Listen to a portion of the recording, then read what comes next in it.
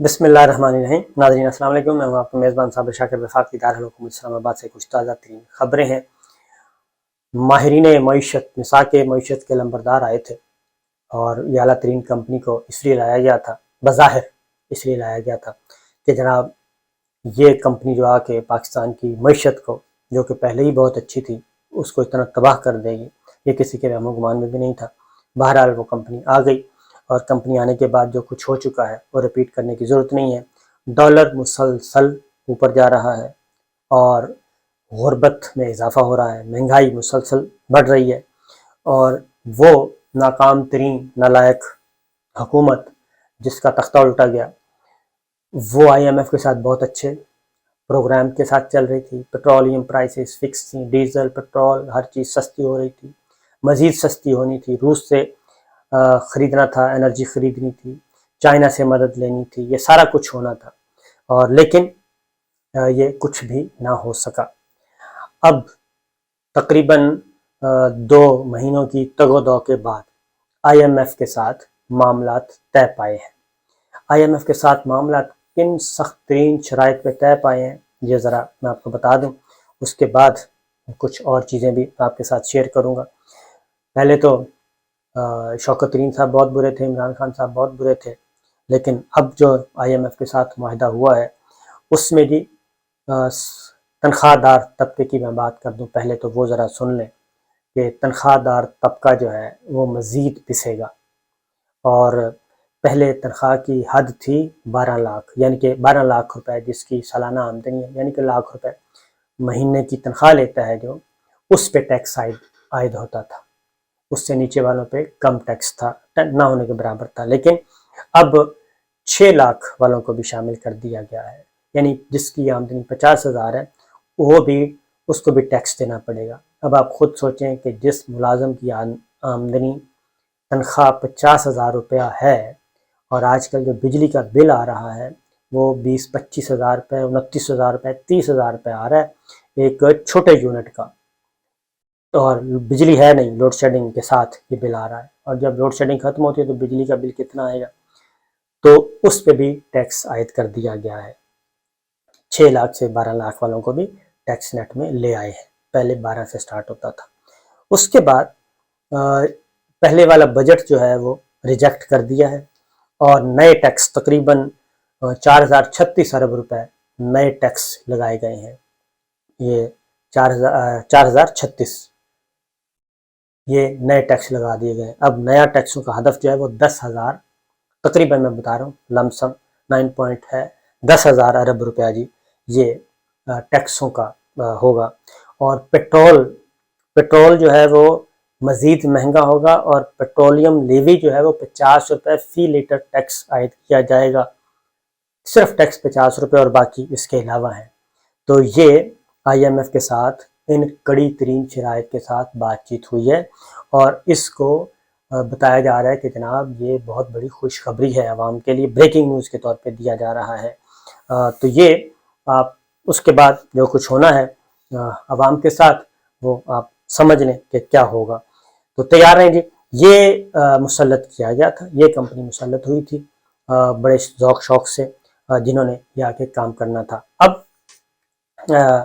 آپ کی مدد جی، یعنی کہ ڈونلڈ نے مدد نہیں کی۔ ڈونلڈ کو تو اسی لیے ڈونلڈ حکومت آئی تھی کہ وہ بہت زیادہ وہ کہیں گے جی لک آفٹر کریں گے، ہم آپ کو مسائل سے نکال لیں گے، سب کچھ کریں گے، لیکن ایسا نہیں ہو سکا، اور بلکہ اس کے اپوزٹ ہو رہا ہے۔ اب آتے ہیں جی آگے چیزیں کس طرف جائیں گی۔ اب خبریں آ رہی ہیں، خبریں یہ آ رہی ہیں کہ اتنا عرصہ یہ ڈیلے کیوں ہوا آئی ایم ایف کے ساتھ بات چیت۔ تو سنا ہے کہ گارنٹیز مانگی جا رہی تھیں، گارنٹیز یہ مانگی جا رہی تھیں کہ جناب ہم یہ سارا کچھ کر بھی دیں، اور اس کے بعد پتہ چلے کہ ہمیں فارغ کر دیا جائے گا اور ہماری حکومت فارغ ہو جائے گی، تو لہٰذا پہلے ہمیں گارنٹی دیں کہ یہ سارا کچھ ہم کر دیں گے۔ 22 کروڑ 24 کروڑ عوام جو ہے پاکستان کا، اس کو مصیبت میں ڈال دیں گے، ٹیکسوں کے بوجھ تلے لاد دیں گے، پیٹرول مہنگا کریں گے، ڈیزل مہنگا کریں گے، بجلی مہنگی کریں گے، گیس مہنگی کریں گے، اور یوٹیلیٹی سٹورز پہ بھی جو اشیاء ہیں ان کی قیمتوں میں بھی اضافہ کر دیا گیا ہے، اور یہ دوسری تیسری بار اضافہ کیا ہے، اور ہر چیز پہ اضافہ کر دیا گیا ہے۔ عام استعمال کی. یوٹیلٹی اسٹور پہ سبسڈی جاتی تھی عام آدمی کے لیے, غریب آدمی کے لیے, کہ وہ جاتے تھے وہاں سے تو اپنا کوئی راشن واشن لے لیتے تھے. لیکن اب وہ بھی اس سے بھی کام نہیں بن رہا اور یوٹیلٹی اسٹورز کو بھی اسی بھٹی میں جھونک دیا گیا ہے. لہٰذا یہ ایک ہو رہا ہے. اس کے بعد اور کیا چیز ہو رہی ہے؟ عثمان بزار تھا 1986 کا کیس, 1986 یعنی کہ 36 سال پہلے کا ایک مقدمہ نہیں کہنا چاہیے, واقعہ.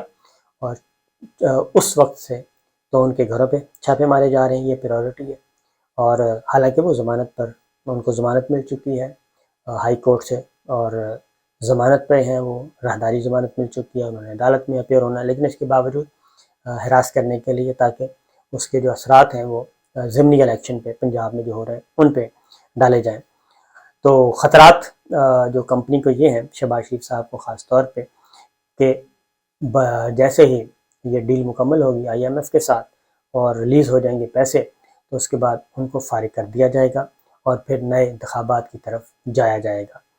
یہ نئے انتخابات کی تاریخ کب ہوگی اس کا کچھ اشارے اور بھی ملے ہیں.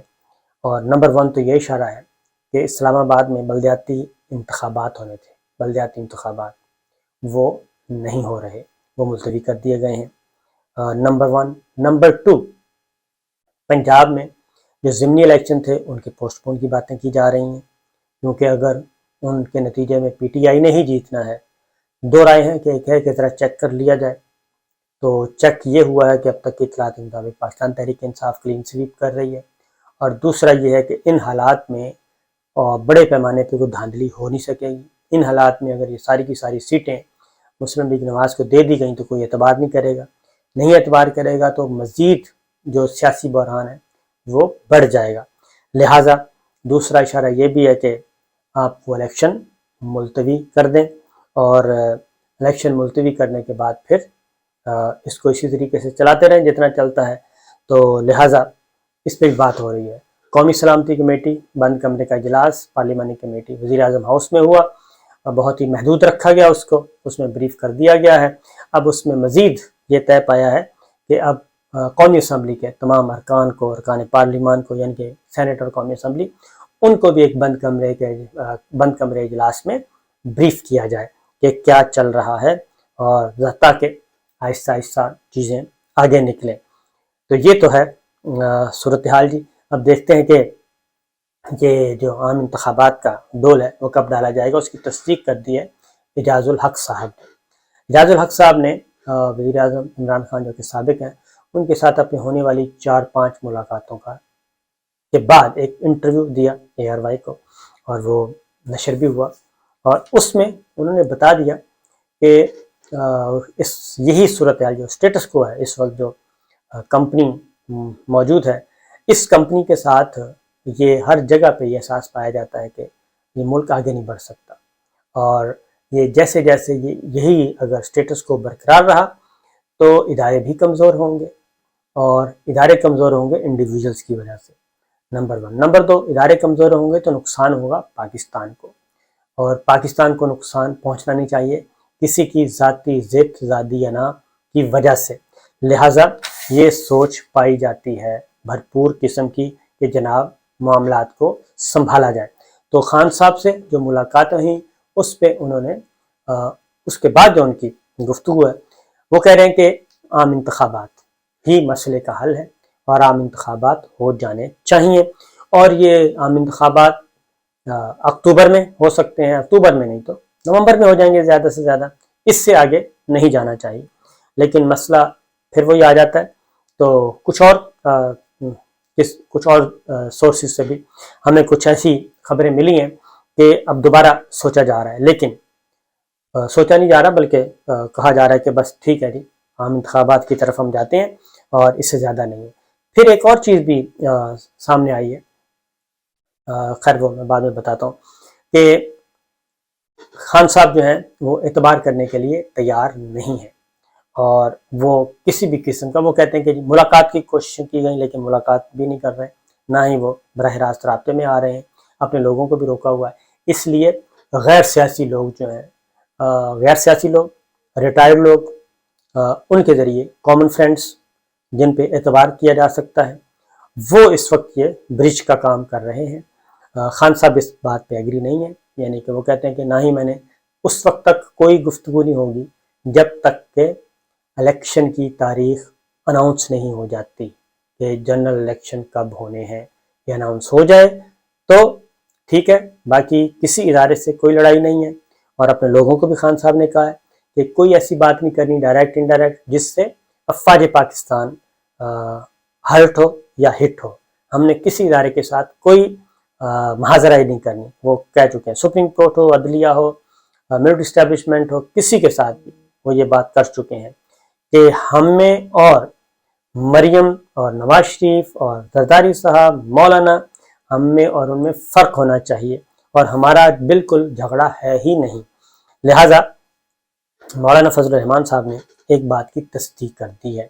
مولانا فضل الرحمان صاحب نے کہا ہے کہ جناب، کیونکہ ان کے بارے میں بات آ رہی تھی کہ انہوں نے جو پہلا دھرنا دیا تھا وہ دیا تھا نیوٹرل کے کہنے پہ، یہ ان پہ الزام، مولانا کا نام لے کے ریٹائرڈ فوجی بزرگ جو ہیں وہ یہ باتیں کر رہے ہیں۔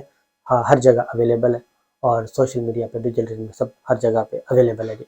تو مولانا اس کے بعد فرسٹ ٹائم آئے ہیں منظر عام پہ، انہوں نے کہا جی بالکل ہم تو چاہتے ہیں فوج مضبوط ہو اور فوج اپنے کام کرے، اپنے دائرے میں رہے، اور اپنا جو آئینی اور قانونی کام ہے اور آئینی اور قانونی کردار ہے وہ کرے۔ اور ساتھ ہی انہوں نے اس میں ایک بات کی تصدیق بھی کر دی، انہوں نے کہا جی بالکل ماضی میں ان کے ساتھ کچھ عہد و پیما ہوئے تھے اور بد عہدیاں بھی کی گئیں، یعنی کہ وہ جب آئے تھے تو انہیں کہا گیا تھا نا کہ مارچ میں آپ کو آپ کی امانت حوالے کر دی جائے گی، یعنی کہ چھٹی کرا دی جائے گی حکومت کی، تو پھر نہیں ہو سکی تھی، اور اسی دوران نواز شریف صاحب جو ہیں وہ بیرون ملک چلے گئے تھے، اسی دھرنے کے نتیجے میں جیل سے آئے تھے، نیب سے ہسپتال، اور ہسپتال سے گھر، اور گھر جانے کے بعد وہ روانہ ہو گئے تھے، اور اس کے بعد واپس نہیں آئے تھے۔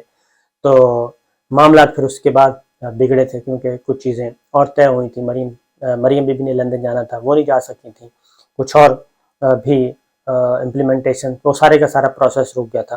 تو مولانا صاحب کہتے ہیں کہ جی بالکل ہمارے ساتھ بدعہدیاں کی گئیں، لیکن وہ ایک ماضی کا حصہ بن چکے ہیں، ہم اس طرح کی باتوں کو منظر عام پہ نہیں لاتے، لیکن یہ قرآن مجید والی بات جو ہے یہ ایسی ویسی کوئی بات نہیں تھی، لیکن انہوں نے کچھ چیزوں کی تصدیق بھی کر دی۔ اسی طریقے سے جی صدر مملکت نے وہ واپس بھیج دیے تھے دونوں بل، ای وی ایم، نیب جو ترامیم کی گئی تھیں اوورسیز پاکستانیوں کی، الیکٹرانک ووٹنگ مشینوں کی جو ختم کیا گیا تھا، وہ واپس اسپیکر کو موصول ہو گئے ہیں، اور پریزیڈنٹ آف پاکستان کے ساتھ پوری کی پوری فائل بھی آئی ہے کہ دستخط کیوں نہیں کیے۔ لہٰذا یہ سب کچھ ہو چکا ہے، اور اب اسپیکر نے پھر اس پہ دستخط کر کے اس کو بھیجا ہے کہ جی اس کو نافذ العمل کرنے کے لیے نوٹیفیکیشن جاری کیا جائے۔ تو ساتھ ہی ساتھ فواد چودھری صاحب نے اناؤنس کر دیا ہے کہ وہ کل سپریم کورٹ آف پاکستان میں اس کو چیلنج کر رہے ہیں، نیب آرڈیننس میں ترمیمی بل کو، اور اس میں وکیل ہوں گے خواجہ حارث صاحب، اور خواجہ حارث صاحب نواز شریف صاحب کے اہم ترین وکیل رہ چکے ہیں نیب کیسز میں۔ تو یہ ہے صورتحال اور یہ ہیں ڈیولپمنٹس اب تک کی۔ اجازت دیجیے، اللہ حافظ۔